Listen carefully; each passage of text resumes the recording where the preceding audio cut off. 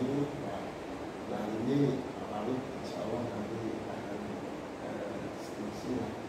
Kita seiring tanya kaitannya pembelajaran aktivitas. Kebetulan ini kira-kira aktivitas ini ya seperti ya pas sedang ada waktu ya. Ya ini nanti ada jadwal ngajar. Oh ya ada jadwal ngajar. Kebetulan ini nanti kalau saya mau masuk ke ruang kelas akhir kaitannya saya mau saya duduk sama itu saling mengenali.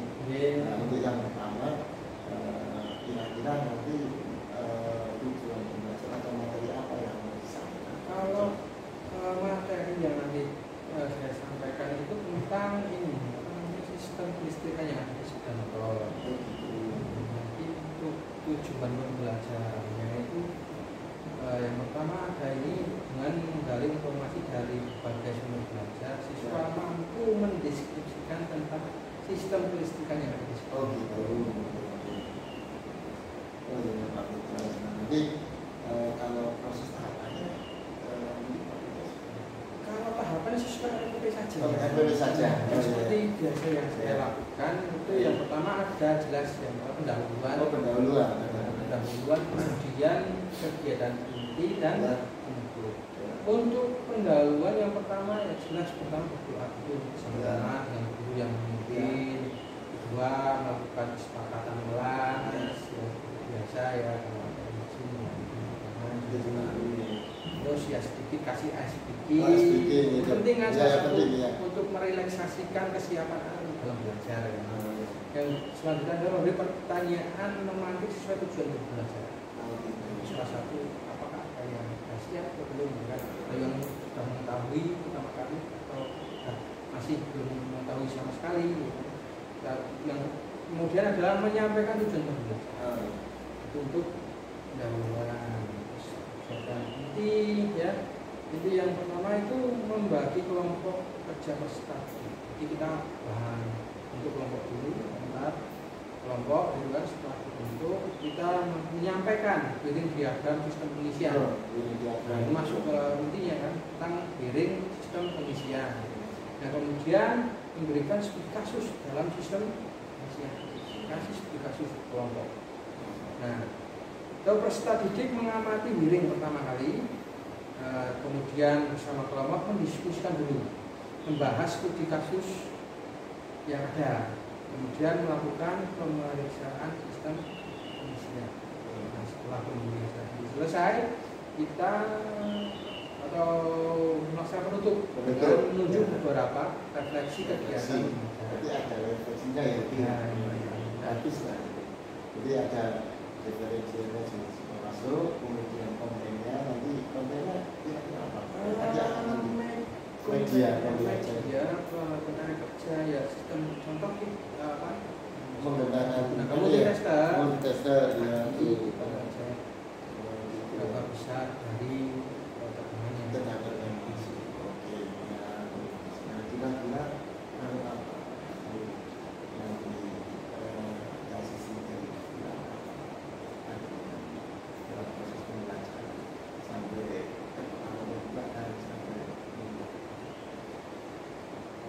Kekurangannya iya itu pembagian kelompok. Di sisi pembagian kelompok. Nah itu yang apa ya? Sebut namanya. Mungkin nanti kita bisa diskusi bareng ya Pak ya. Pembagian kelompok tersebut ya. Nanti situ kita nanti mengupas. Jadi, kalau Pak Pidros, nanti sebelum saya masuk, mungkin ada banyak lagi satu hari ya, yang tidak masih kurang itu yang paling masuk kelas. Enggak apa-apa, tidak masalah. Ya itu dulu Pak Pidros. Assalamualaikum. Waalaikumsalam. Sukses selalu Pak Pidros.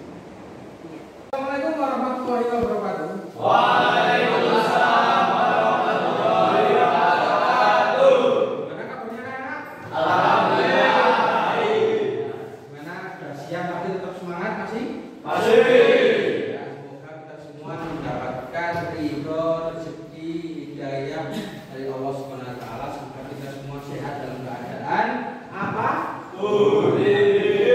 Hari ini kita akan membahas beberapa hal, yaitu mengenai yang namanya sistem pengisian. Ada yang pernah mendengarnya? Oh, belum. Oke ya. Pengisian itu fungsinya buat apa di sepeda motor? Kan kayak gitu kan. Pertanyaannya kan kayak gitu kan. Jadi di mana fungsi ini bertujuan untuk selalu mengisi aki, daya listrik yang digunakan pada kelistrikan seluruh sepeda motor itu selalu dalam kondisi terisi penuh dan bisa digunakan dengan maksimal. Nah, ini adalah fungsi dari sistem pengisian yang diisi bukan air, tapi apa? Tegangan listrik. Yang bisa tegangan listrik. Oke, ada yang tahu fungsi dari aki enggak? Ada? Ayo mas, dari aki apa? Sebagai cadangan listrik motor dan berfungsi untuk mengaktifkan seluruh komponen listrikan pada sepeda motor. Oke, sebagai cadangan sumber listrik, sebagai sumber listrik untuk seluruh listrikan yang ada di sepeda motor. Oke, dan itu salah satu dari fungsi aki. Tapi untuk dalam sistem sebuah sistem pengisian ini ada fungsi khusus. Aki itu memiliki fungsi khusus, yaitu sebagai media penyimpanan listrik. Jadi itu yang namanya listrik yang sudah di charge nanti disimpan di aki. Kita belajar mengenai komponennya dulu. Yang pertama, ada yang tahu nggak komponen dalam sistem pengisian itu kira-kira apa aja? Oke, spool ya. Kita bahas spool. Sebelum kita bahas selanjutnya, ada nggak tahu nggak yang namanya spool itu bentuknya kayak gimana, fungsinya kayak gimana? Ada yang tahu?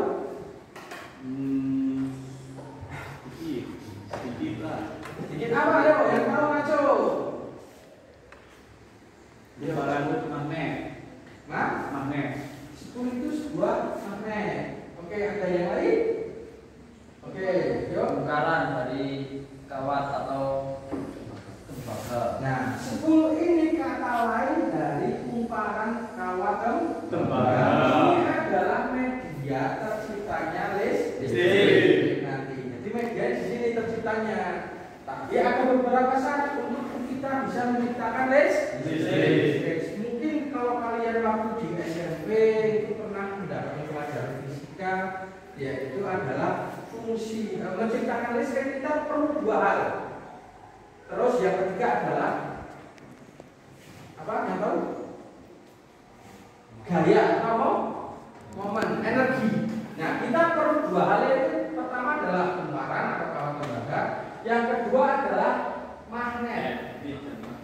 Nah, utara dan selatan. Oke, pernah tahu magnet itu memiliki medan magnet. Nah, ini yang digunakan bukan magnetnya, tapi medan magnet. Pernah melihat medan magnet belum? Tidak. Yang pernah melihat medan magnet kacau? Tidak terlihat. Nah, medan magnet itu nggak kelihatan, tapi terasa. Kita bisa mengetahui bentuknya kayak gimana. Bentuknya bisa sambiat, dia akan menuju ke utara dan selatan. Nah, ini namanya gaya medan magnet. Medan magnet ini bisa tercipta listrik gimana? Ada energi atau ada putaran, ada tumbukan antara medan magnet dengan kumparan, sehingga bisa tercipta yang namanya listrik. Jadi listrik tercipta kalau ada magnet dan kumparan. Dan satu lagi tambahan yaitu energi. Yang mau diputar magnetnya boleh atau kumparannya juga boleh. Yang penting syaratnya adalah medan magnet memotong atau menabrak kumparan. Jadi ini nanti berputar, magnetnya berputar, medan magnetnya memotong atau melewati kumparan, sehingga di kumparan ini tercipta yang namanya listrik atau tegangan.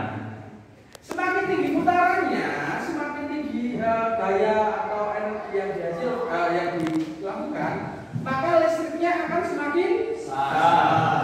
Jadi listriknya akan semakin besar. Putarannya semakin cepat, listriknya semakin besar. Oke, paham? Mulai di sini ada yang mau ditanyakan? Belum. Oke, jadi listrik yang diciptakan ini jenisnya tahu nggak apa jenis apa? AC.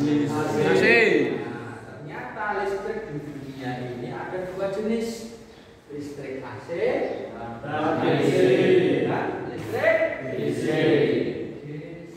Nah, ada yang tahu nggak maksud dari AC dan DC itu apa? AC. Yang tahu itu aja. Yuk, yang tahu aja. Listrik AC itu apa? Oke, yuk Mas. Kalau AC arus listrik yang bolak-balik, kalau DC satu arah. Oke, benar ya. Jadi listrik AC itu listrik yang bolak-balik. Kalau listrik DC ya arah dari positif ke negatif ya. Itu jenis-jenis listrik. Contohnya ada yang tahu nggak kalau listrik AC itu gimana?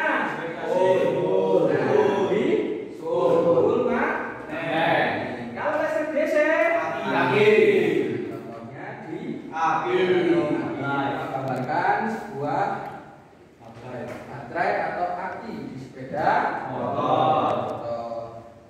Anak teknik otomotif setidaknya tahu hal ini, menciptakan listrik sendiri. Motor itu bisa menciptakan listrik sendiri, tapi butuh energi.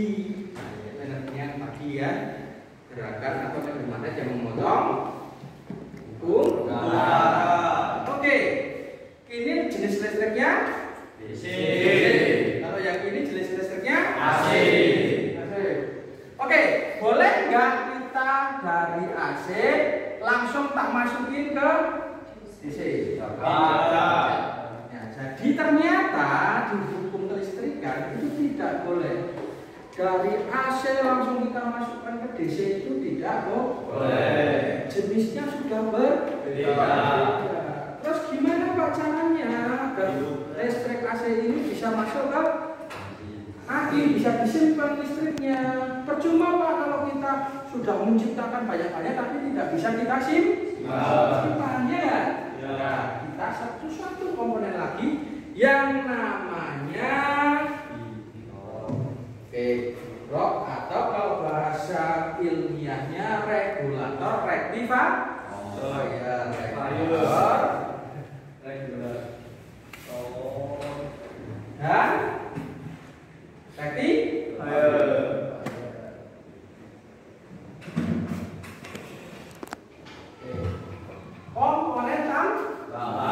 yang bisa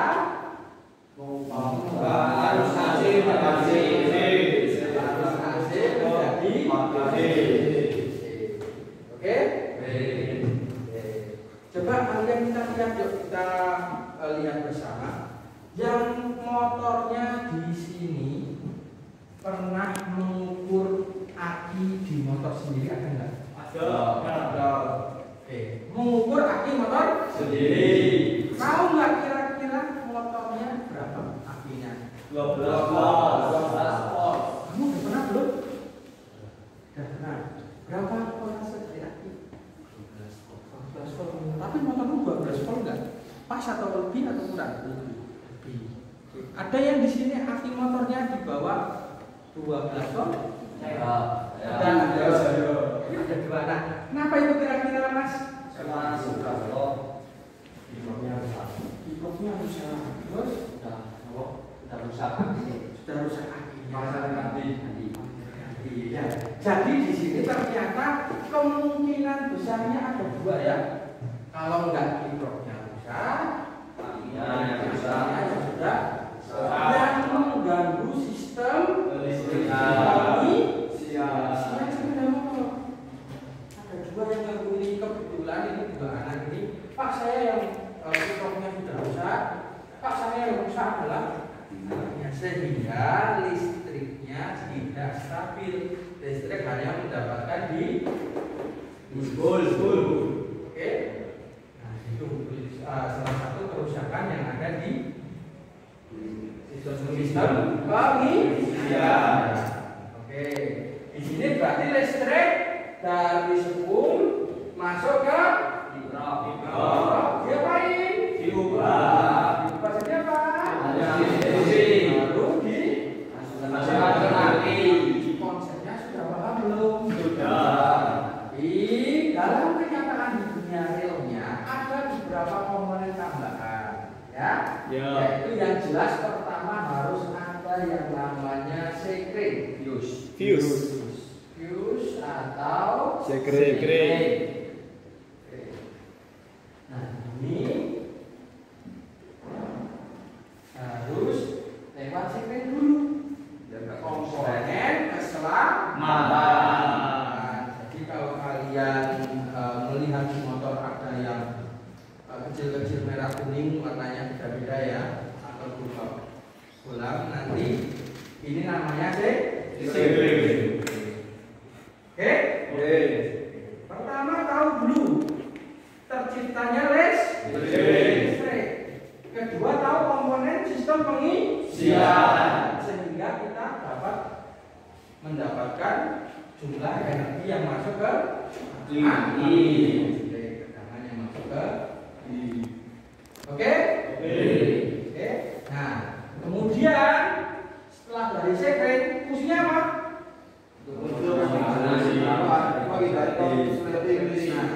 Kan kita nggak tahu namanya tegangan baru. Jadi nah, sistem fuse ini atau komponen fuse ini atau sekret ini bertujuan untuk mencegah terjadinya kebakaran saat konsleting. Jadi jangan sampai terjadi konsleting, motornya tetap nyala, listriknya tetap ngalir. Nggak boleh kalau terjadi konsleting harus semua kelistrikan putus. Ya, paham? Jadi kalau kalian nggak ada sekretnya langsung disambung, saat terjadi konsleting harus masih mengalir. Ya, harus masih mengalir. Sudah terjadi konsleting harus masih mengalir, konsletingnya semakin besar. Karena semakin besar apa dampaknya ke motor? Kebakaran. Kalau rusak komponen yang lainnya. Bahaya ya? Ini merupakan sistem keselamatan di ya. Jangan sampai hilang kan? Oke. Kemudian Bapak mau menjelaskan ke kalian bagaimana cara menggunakan alat multitester. Ini adalah nama alatnya, ada multitester, ada yang nyebutnya avometer, ada yang nyebutnya ohmmeter. Tidak masalah. Mau sebut avometer oke, nyebut multitester juga oke. Tujuannya apa yang tahu? Untuk mengecek sistem kelistrikan. Mengukur tegangan listrik. Oke, mengukur tegangan listrik. Yang lain yuk langsung. Ya, kalau mau bertanya, gimana kesepakatannya? Angkat tangan. Angkat. Nah, yuk, ada yang lain? Mengetahui kabel atau arus putus atau tidak. Ayo, langsung yuk. Oke, yuk Mas, lagi nggak apa-apa. Yuk Mas. Untuk mengecek komponen-komponen yang ada di dalam sepeda motor. Contohnya di bagian kelistrikan. Oke, untuk mengecek komponen juga, komponen dalam kelistrikan ini masih berfungsi atau tidak? Oke, sudah itu terjawab ya. Ini ternyata multifungsi, minimal lebih dari dua bisa digunakan. Ya, mengecek aki, mengecek komponen, mengukur kabel. Kenapa harus 20? Karena yang namanya aki, berapa voltase aki? 12. Nah, makanya kita harus cari selektor yang lebih dari 12. Kebetulan di sini ada yang 20 yang lebih besar. Makanya kita pilih selektor tinggal sedikit atau lusa. Paham? Nah, di sini kebetulan Bapak ini ada yang lihat 12,09. Nah, ini menandakan bahwa api ini kondisinya masih bagus karena standarnya memang 12. Pak, tapi di motor saya yang 12 ke atas gimana Pak? Itu bagus juga karena dia selamat. Fungsi dari regulator apa Mas Selamat?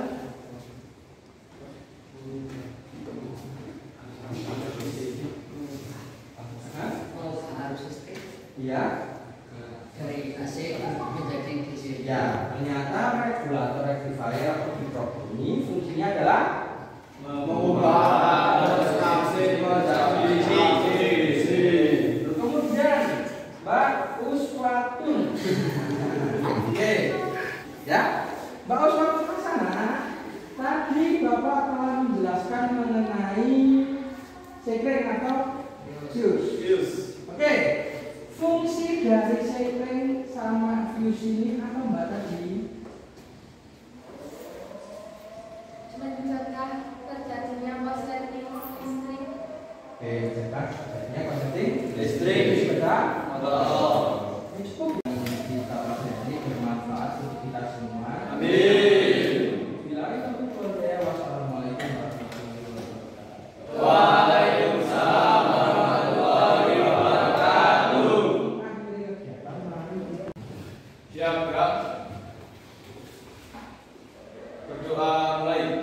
Bismillahirrahmanirrahim. Wal 'ashri innal insana lafi khusrin illa alladziina amanu wa 'amilus sholihati wa tawassaw bil haqqi wa tawassaw bis sabr. Allahumma arinal haqqa haqqan warzuqna ittiba'ah wa arinal batila batilan warzuqna ijtinabah. Amin ya rabbal alamin. Hati-hati, jaga keselamatan daripada kecepatan. Paham? Ayo mari kita ulang sama-sama. Selamat siang Pak Picos. Luar biasa Pak Picos tadi proses KPN-nya pada siang hari ini cukup luar biasa. Terima kasih Pak Pawir. Tadi sudah masuk ke proses kami yang pembelajaran hari ini cukup luar biasa. Jadi tadi ada beberapa hal yang Pak Picos bisa sampaikan hasil dari pembelajaran tadi seperti itu. Tapi alhamdulillah pembelajaran lancar ya. Lancar, alhamdulillah. Untuk waktu yang dilakukan itu sudah sesuai dengan yang CPTP. Iya. Untuk minat anak juga lumayan antusias. Iya. Bertanya juga. Jawab bertanya gitu ya. Ya mungkin nanti kira-kira ada anggaran dari prosedur saja yang di hati Pak Picos lah kira-kira. Kekurangan ya, saya di bidang pembentukan kelompok. Oh gitu. Pembentukan kelompok itu kan kurang memfasilitasi anak saat saya menyampaikan itu tidak memperlihatkan video cara dari pemikiran tersebut. Jadi cara visual ya. Ya, Oh, cara visualnya itu kekurangan. ya. Jadi di situ kekurangan. Ada yang lain juga.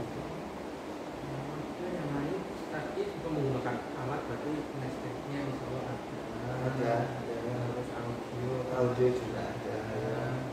Itu saya harus mempersiapkan ke depannya bagian Mau Israel mau di apa? Evaluasi ya. evaluasi hari Diperbaiki ke depan. Ini kira-kira tindak lanjutnya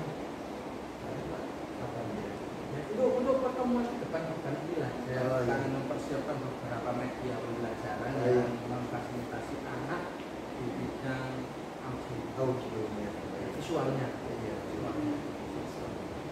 Nanti saya siapkan cat dan materialnya biar anak memahaminya lebih enak lagi itu. Itu dia ini bukan kira-kira itu ya. Jadi ada itu tidak terlalu dari jadi insya Allah semoga nanti lebih baik lagi tapi Pak Victor sudah cukup luar biasa proses apa ini pembelajaran tadi itu saya lihat sudah luar biasa Pak Victor apa itu hanya itu nggak kayak kita tak ya semuanya punya semuanya ada semuanya itu luar biasa mungkin itu dulu Pak Victor dari saya semoga sukses selalu Pak Victor sama-sama ya Pak Pawe. Nanti kedepannya tambah bagus lagi. Nah, kita lanjutkan hubungannya nanti kita berpihak didik ketika anak kita bagus kan. Nanti yang kita bagus kemudian nanti anak kita berfokus ke anak itu. Dan selalu sukses, selalu bahagia.